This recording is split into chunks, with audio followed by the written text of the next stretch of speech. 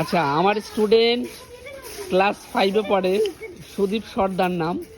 দেখো ও কত সুন্দর একটা জিনিস বানিয়েছে, আমার বেশ ভালো লাগলো, তাই তোমাদের কাছে শেয়ার করছি। এটা কি বানিয়েছিস বাবা? লাট্টুম। লাট্টুম। এটা কি দিয়ে বানিয়েছিস? এটা দেখাতে একটু, কি দিয়ে বানিয়েছিস? এটা কি? প্রথমে একটা কলম, দুটো মুটকি, আর একটা টেপ, আর একটা বোতল, আর একটা রুল। এটা কিসের বোতল? হ্যাঁ আচ্ছা আচ্ছা। আচ্ছা, এই যে বোতলের মুটকি, তাই তো? হ্যাঁ।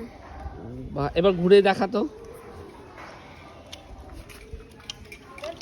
দেখি, ও ঘুরিয়ে দেখায় কেমন ঘোরে।